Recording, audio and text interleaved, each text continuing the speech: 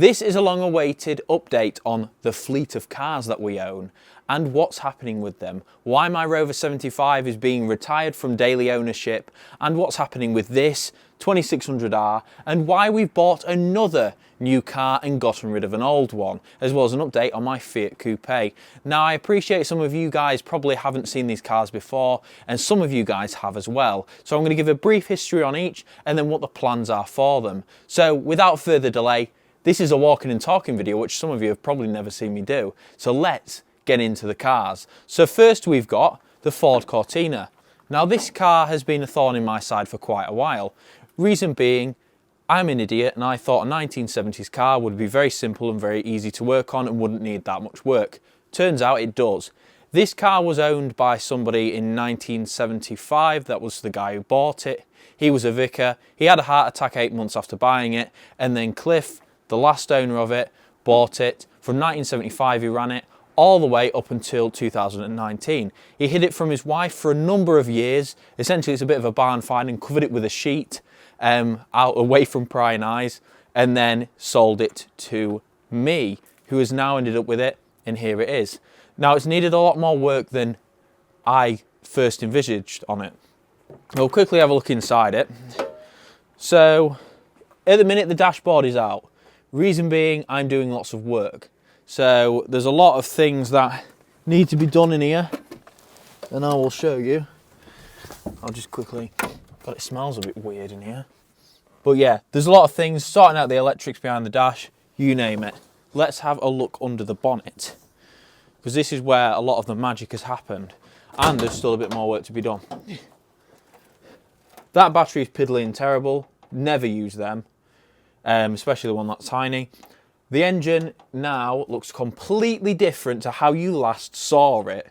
So we were getting some heat percolation issues with the carb and the manifold, so we've put a spacer in there to sort that out. We've also had an issue where somebody, me, couldn't tighten up a rocker cover correctly, so it leaked all over his inlet manifold. We've done loads and loads and loads of stuff. There's absolutely loads more to do in terms of the engine, getting the ignition system working, getting a new battery, and then she should be good to go. This car will actually be for sale. Oh.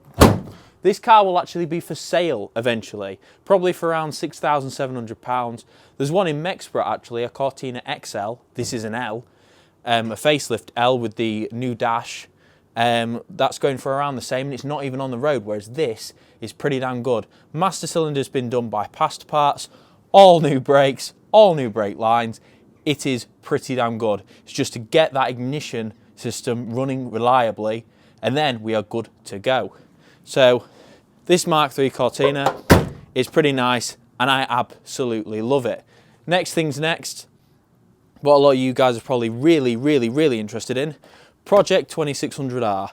Now, a lot of people have had a few misconceptions about this project, and I'll just quickly go into how it came to be anyway. So this car, I bought this from my friend Phil, Classic and Retro on YouTube. Subscribe to him, he runs a brilliant channel. This car, he decided to move it on. I ended up buying it while I owned my Maestro, and then the plan was to get it back on the road. A few things happened, life events. It hasn't been on the road, this car, in about 17 years. It hadn't even run in that time. So we got it running, got it driving, all that jazz, and then I became obsessed with its 6-cylinder engine, the PE166, and how the Rover V8 and it sort of had an internal battle in BL, as rumour suggests, and eventually they ended up sort of down-tuning this engine, ruining the inlet manifold a little bit to make it run less powerful, so the V8 engine was still at the top of the range. Now, I want to prove that that is the case, because it is simply just a rumour. So Project 2600R was kicked off in around December of last year. So I bought an engine from Bruno's race car, which turned out to be terrible, so the engine got binned off.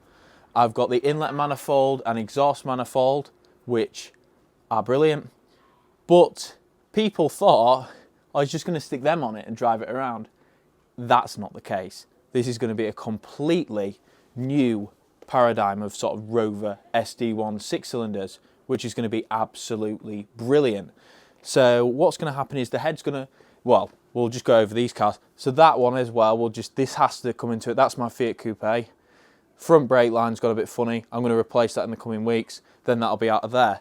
This Cortina, again, that doesn't need to go in there anymore because we've done a lot of work. So that leads me back onto this.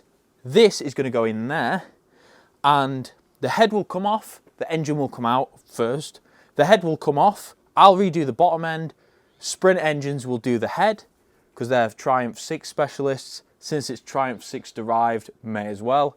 They're amazing as well. So why wouldn't I use Sprint Engines?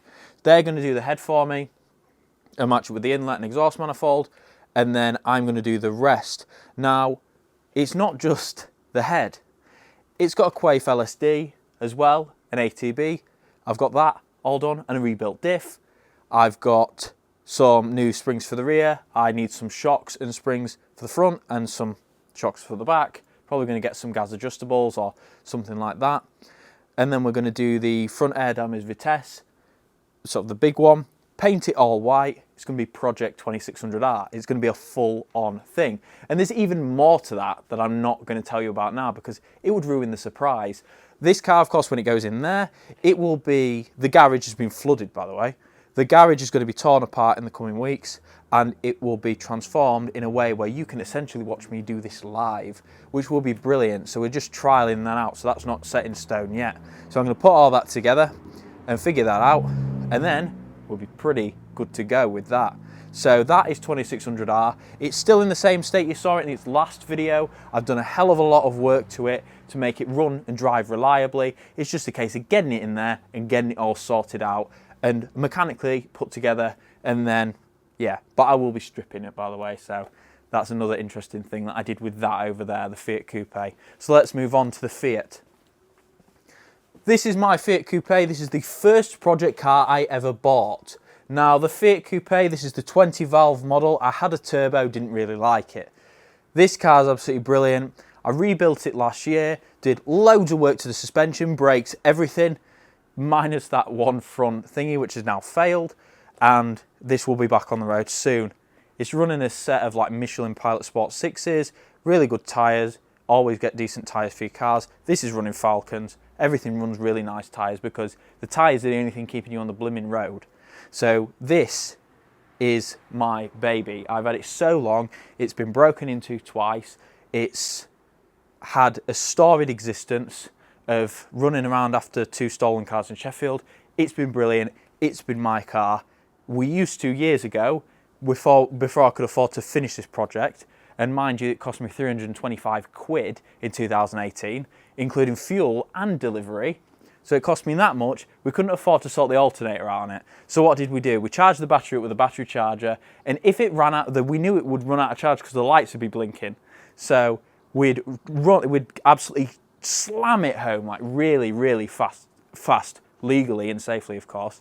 And we'd then park it back up on our neighbour's drive, which was an abandoned house, and then charge the battery again for the next time. And I could only afford to insure it temporarily, so I'd use a company called Cover, who now don't cover the car. So I've got proper insurance now because I'm a lot older. So let's get on to the new car, which is probably what you're second most interested in, and then we'll go on to the 75. So this is Katie's new car. It's a Mazda, I was going to say Rover MX-5 then. It's a Unice Roadster. So this is a Japanese import Unice Roadster. In a year or two ago, it was silver, believe it or not. So this was the original plan for Beans, the green MX-5 that you saw in my return video I think it was like a year ago now. This was the original plan for that car. Somebody beat us to it, and now we have this thing, which is absolutely amazing. So we basically bought this as it's sort of ready-made. So we've got this amazing car, the car that Katie wanted, completely ready-made and done for us, which is brilliant. The guy just completely, you know, he sort of saw what we wanted out of the car and was like, yeah, this is the one for you. So it's like a weird purple with a nice flaky glitter in it. Proper automotive glitter, really, really nice. And it's basically what Katie wanted. A 1.8 Unice Roadster, incredibly good condition, lovely little one of them. And it's all over the place. And just look at that badge, that's what she was doing earlier. The Roadster badge in pink. So that is really, really fantastic. So we've really got an absolute winner here. New tyres, really, really nice, really well done. So this is an absolutely amazing car and a welcome addition, because that means I don't have to fix the green one, and that makes my life a lot easier. So this is probably the car you've been waiting for. It's my Rover 75 in white gold GMN. Now, this is the car I bought in 2019 to do my Europe road trip. I've then had several run-ins with it, few issues, you know, all the sort of fixing random issues of my Rover 75 series, linked below for that or on the screen somewhere. This is the car that started it all. This is the car that started the YouTube channel. I've wanted one of these since I was about 8 years old. I know, aspirational, right? Wanted one since I was about 8 years old, and now I finally have it. So this car is, unfortunately though, running a bit, well, it's running well, but it's getting old now. 172,000 miles on this car. It's got the chrome grille. It's got that. It's got the xenon lights. It's got the serpent wheels. I've had 2 new front tyres on it. By the way, if you're looking for sporty but economical tyres, Goodyear Eagle F1s, the best tyres you can get. Look inside of it. We've got embossed headrests, lovely, lovely interior, absolutely amazing. But it's starting to show its age. So this thing, rather than just binning it off like a lot of people would, I'm going to look after it and I'm going to take it off the road and replace it. But the question is, what will I replace it with? So this car, of course, has been with me through the Europe road trip. It's been with me through several sort of situations with family and life and all that sort of stuff. So you don't want to abandon something like that. I would love to sell it on to somebody, but I know I'm going to regret it. And if I have the means to keep it, if the Cortina's going, I should keep this as well. So the plan is Ford Fiesta going past. The plan is, I'm not Harry's garage, I don't have a big farm, so we're going to have to deal with the public.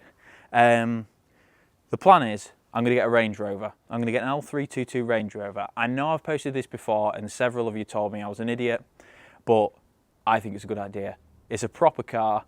It's, again, and it's 60-odd thousand pounds when it was new. You can't expect to run it like a Mondeo. You can't expect it to be flawless. It's high technology. It's a beast. It can tow 3 tons.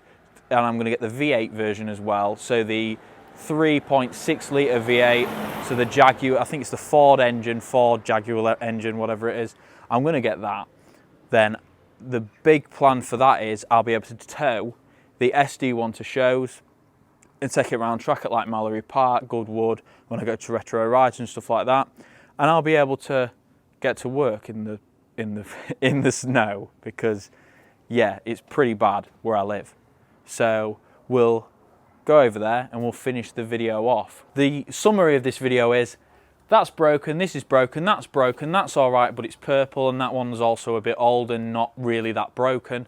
I did have to do a rear wheel bearing on it, and some woman told me to piss off, because apparently the road isn't a garage. I wasn't blocking any traffic. And people moan that people my age don't get on with things and get their hands dirty. So here we are. So that's about it really. The Rover 75 isn't going to be gotten rid of. It's not going to be. It's going to be replaced as a daily car. These cars are now on their transition period to classics, as my friend said, Phil. They're on their way to being a proper classic now. I mean, she's 20 years old. She's done 172,000 miles. She's going to need to retire gracefully, or at least be fully revamped before she returns to the road. So the Range Rover is the plan, the L322. Ideally a 2008 or 2009, so I get the facelift with the nicer buttons, and ideally one that's not going to blow up every 5 seconds with the BMW engines. So that's about it for this video, everybody. Look forward to more updates soon. More history videos as usual. I think my next one is going to be a Triumph video, the big history of Triumph and how the brand died. But that is it for this one. So thank you for watching. Keep watching and remember to subscribe for more of this. And I'll see you in the next one. Make sure that's locked.